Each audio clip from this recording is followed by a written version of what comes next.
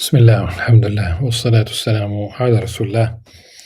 We continue reading from Imam Al-Ghazali's The 99 Beautiful Names of God, Al-Maqsad Al-Asna fi Sharh Asma'illahi Al-Husna, translated by David Burrell and Nazih Al-Lahir. We are on page 57, and the next name, beautiful name, Al-Malik. Before that, we have had read a paragraph, and simply I would like to confirm that I've just looked at another text in Arabic, and simply to confirm that the paragraph as is accurate.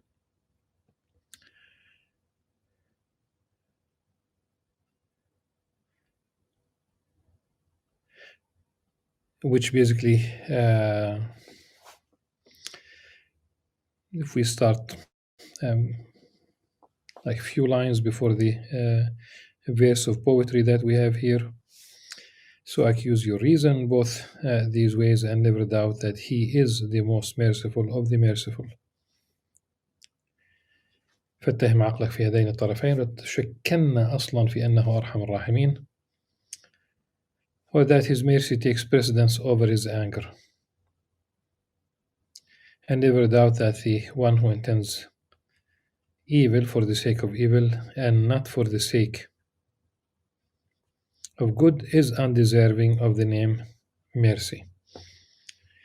Beneath all this lies a secret whose divulgence the revelation prohibits, so be content with prayer and do not expect that it be divulged.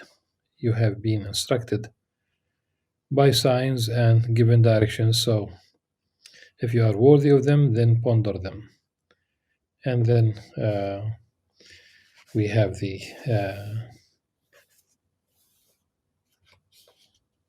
verse of poetry. Yeah. لقد أسمعت لو ناديت حيا لكن لا حياة لمن تنادي. You would have been heard were you calling a living person, but there is no life in the one you call.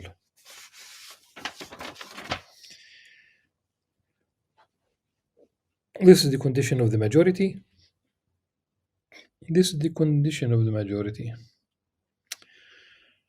But I do not think that you, my brother, for whom this explanation is intended, lack the capacity to ponder the secret of God subhanahu wa ta'ala in the divine decree. So all these hints and notices are unnecessary for you. Of course, in the divine decree, في القدر بسر الله في القدر, definitely you don't want to translate qadar into fate, in the sense of that everything in that decree is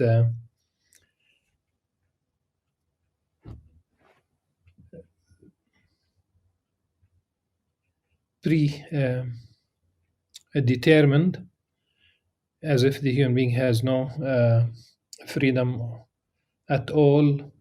This would lead us to speak about the notion of kasb, that you would still acquire the there's that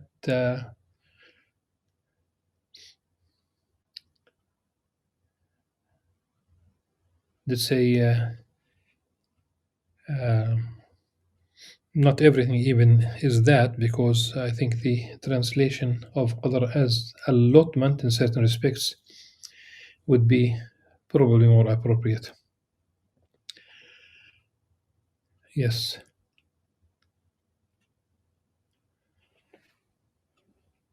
It is not fatalistic in that sense. And there are decrees, and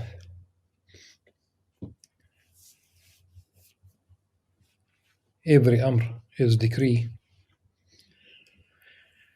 At any rate, so we move to Al-Malik, the king, subhanahu wa ta'ala.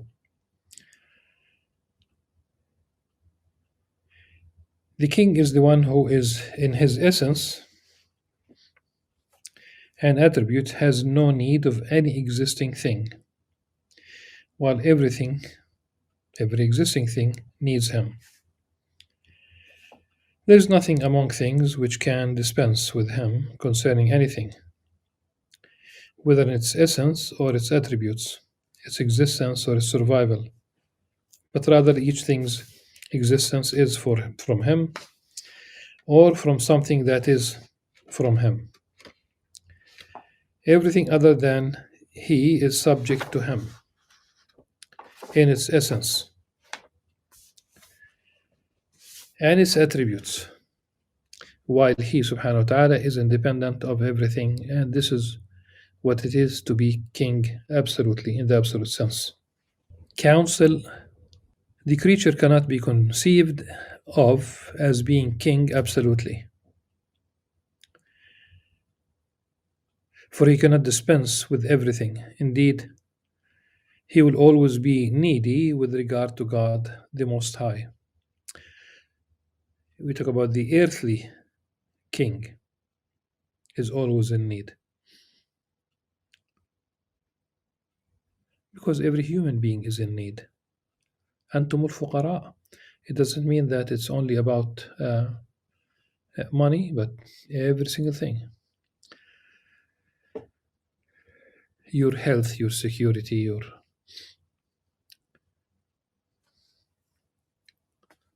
it goes into breathing, the ability to eat, the ability to swallow, the ability to digest, the ability in every respect you manifest all these needs all the time.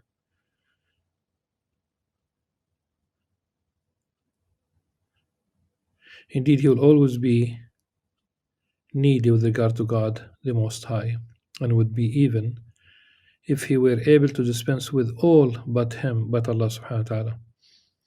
Nor can one conceive of a creature having everything in need of him, since most existing things have no need of him, but to the extent that it is conceivable for one to be free from some things while other things need him. One may have a taste of kingship. So an earthly king, some people might need him, some people might not. But this is not the case with Allah subhanahu wa ta'ala, the king. For a king among people is one whom no one rules, but God the Most High, and who does not need anything except God, great and glorious. And with that he rules his kingdom insofar as his soldiers and his subjects obey him. Yet the kingdom proper to him is his own heart and soul, where his soldiers are his appetites, his anger, and his affections, while his subjects are his tongue, his eyes, his hands, and the rest of his organs. If he rules them and they do not rule him, and if they obey him and he does not obey them, he will attain the level of a king in this world. And if that be coupled with the fact that he is independent of all people, yet all people are in need of him for their life now and in the future, he will be an earthly king. This is the level of the prophets. May God's blessings be upon them, for they have no need of direction to the next life from anyone except Allah subhanahu wa ta'ala, except God, great and glorious, while everyone needs it from them. They are followed in this kingship by religious scholars who inherit the legacy of the prophets.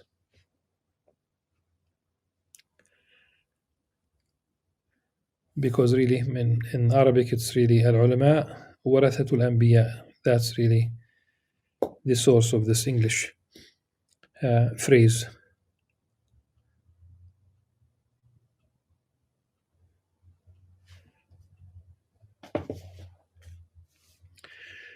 They inherit the legacy of the prophets.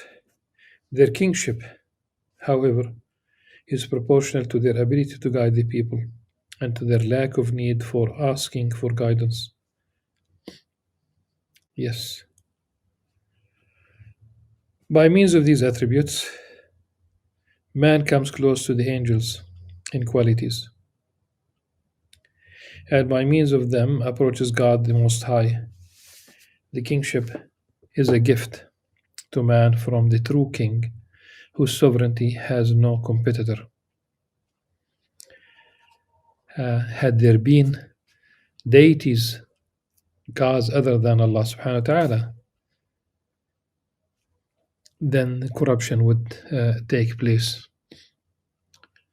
in both the heavens and the earth. One of the knowers, Al-Arifin,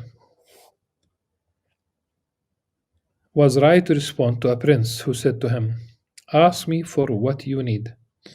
Salni hajatak." By saying, "Is that the way you speak to me when I have two servants who are your masters?" When he said, "Who are these two?" the knower answered, Al-Arif, "Greed and desire. For I have conquered, for I have conquered them, yet they have conquered you. I rule over them.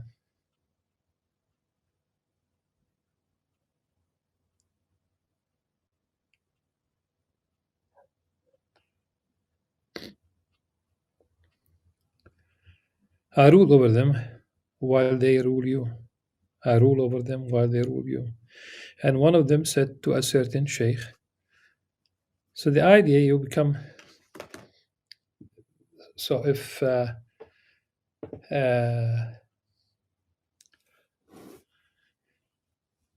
to be king is to be in a state of not needing, in the absolute sense, only Allah subhanahu wa ta'ala, relative amongst human beings. A king is someone who does not need, he is needed. Of course, the king, the earthly king needs food, needs to rest, needs to sleep. All the human aspects are there, but you'd expect that the king does not need. The ascetic, who is in control of his desire, of his, you know, diminishes his ego, there is no greed, he also does not need, so he becomes king. That's the idea. Those who need, especially those who need those things that they do not need, say, for example, consumerism, they reflect the worst uh, probably aspect of the human being. You go, you waste your time, you waste your money, you waste your life. That's your time is your capital. You spend from this capital on things that you do not need. There is that psychological need that you have allowed it to rule over you. Yes.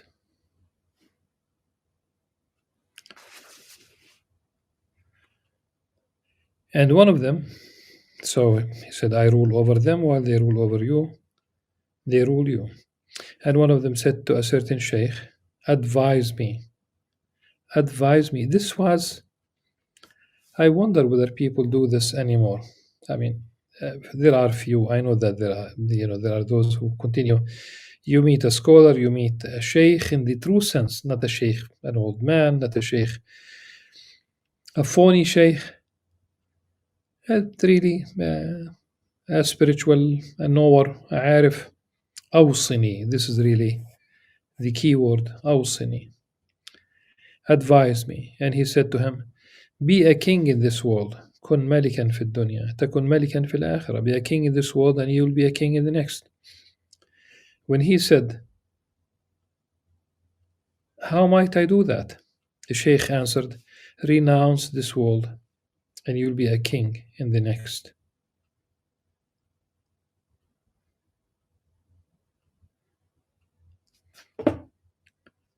He meant detach your needs and your passions from this world For kingship lies in being free and able to dispense with everything. For kingship lies فإن الملك في الحرية والاستغناء. In being free and able to dispense with everything. Then you'll become a king in the hereafter.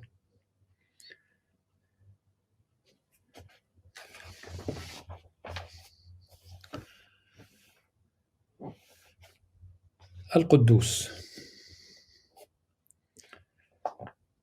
Al-Quddus, the holy. The holy is the one who is free from every attribute, which a sense might perceive or imagination may conceive, or to which imagination may instinctively turn, or by which the conscience may be moved, or which thinking demands. هو المنزه عن كل وصف يدركه حس أو يتصوره خيال أو يسبق إليه وهم أو يخترج به ضمير أو يقضي به تفكير.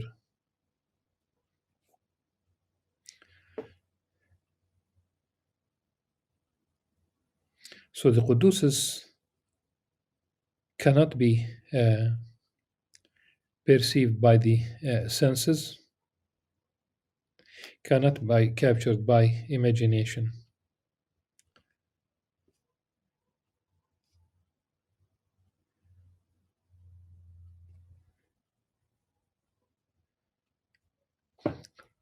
For he is always other than that.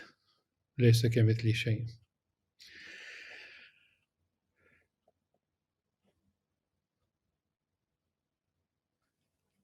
And look at the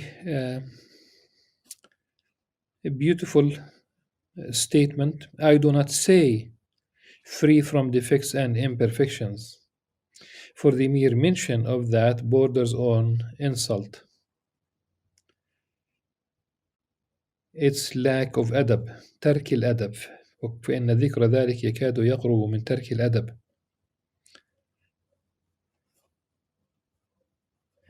And الأدب, I think Sayyid Ahmed al-Attas wrote about adab in a beautiful way. There's an appropriate language, appropriate time, appropriate place. And sometimes things are not appropriate, like in this case, though it is true, but it's not appropriate. Let me give an example. May Allah subhanahu wa ta'ala forgive me. This is simply to bring the idea closer. If you have an earthly king and you describe this king by something true, and you say to the king, or describing king in front of the king, or you would say something like, you are not a liar, you are not a thief, you are not an adulterer, you don't backbite, you don't. So even if all of these are true, they are not appropriate. You don't praise the earthly king by mentioning these things. This is why, go back to, I'm not going even to say it. Go back to some of the scholars' discussion of the meaning of samad. There is something which is true and is very, very inappropriate.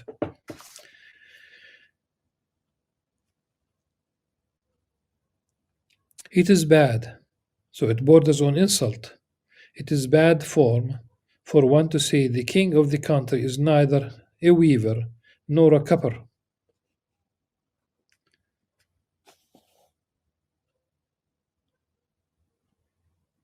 ليس بحائك ولا حجام. Cupping, it's just like to draw blood. Since denying something's existence could falsely imply its possibility, and there's imperfection in that false implication. I would rather say the holy is the one who transcends every one of the attributes of perfection, which the majority of creatures think of as perfection. For creatures look first to themselves, become aware of their attributes, and realize that they are divided into number one, what is perfect regarding them, such as their knowledge and power, their hearing, seeing, and speaking, their willing and choosing. So they employ these words to convey these meanings and say that these are perfection terms. But the attributes also contain, and this is number two, what is imperfect regarding them, like their ignorance, debility, blindness, deafness, numbness. And they employ these words to convey these meanings. So the most they can do in praising God the Most High and qualifying Him is to describe Him by attributes taken from their perfection, from knowledge, power, hearing, seeing, and speaking, and deny Him attributes taken from their imperfection. But God, may He be praised, the Most High, transcends attributes taken from their perfection as much as He does those reflecting their imperfections. Indeed, God is free from every attribute of which the created can conceive. He transcends them and above anything similar to them or like them. So if no authorization or permission had been given to use them, it would not be permissible to use most of these attributes. But you already understand what this means from the fourth chapter of the introductory part 1, so there is no need for repetition.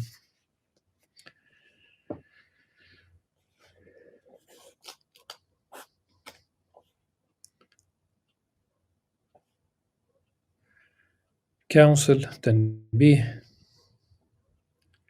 The holiness of the servant lies in his freeing his knowledge and his will.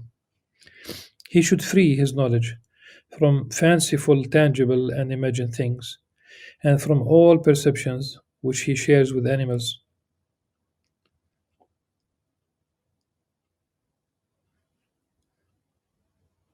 His continuing study and his ranging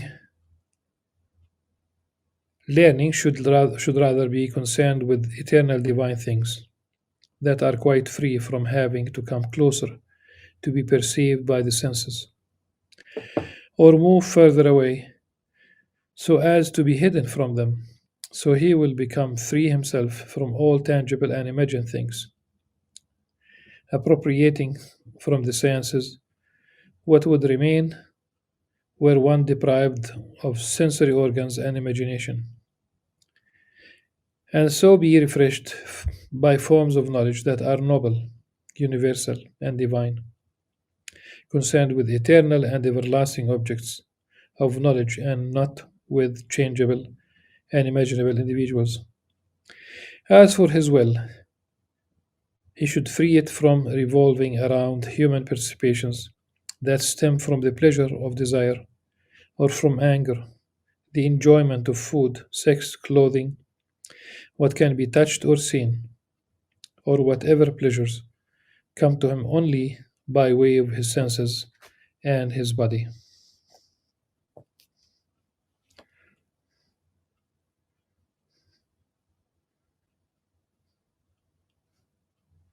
In this way, he will desire nothing but God, great and glorious. He will have no share except in God, no longing except to meet Him, no happiness except being near to Him.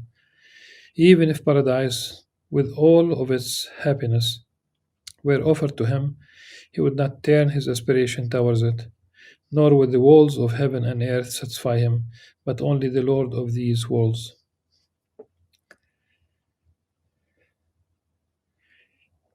this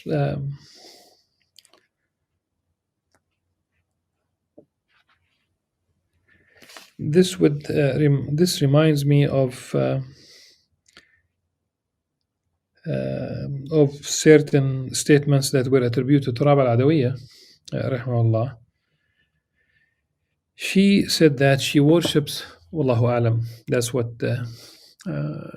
what one reads. That she said that she does not worship Allah subhanahu wa ta'ala because of greed regarding paradise or fear regarding hellfire. She worships Allah subhanahu wa ta'ala because that's what is right. Haqq. Or because Allah subhanahu wa ta'ala is al-haqq.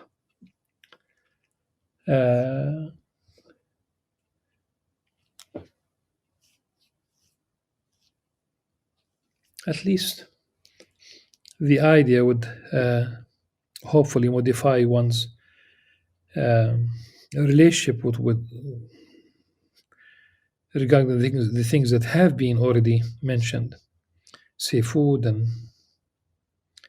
an intimate relationship and clothing and aesthetic things in this world, and unless they are considered signs, and one realizes that they are signs that pointing in the direction of Allah subhanahu wa ta'ala. Ibra ya'buru min.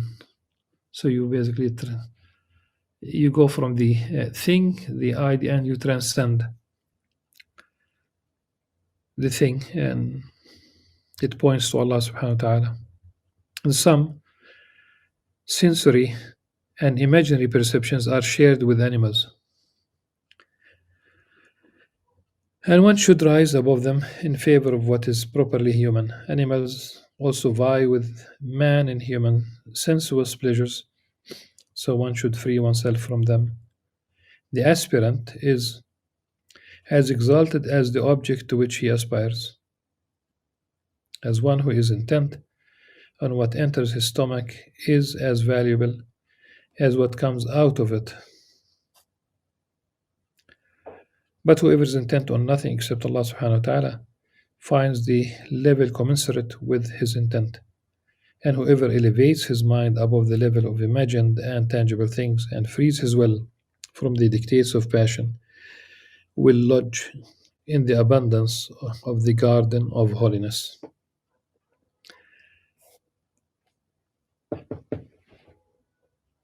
فقد نزل بحبوحة حظيرة القدس.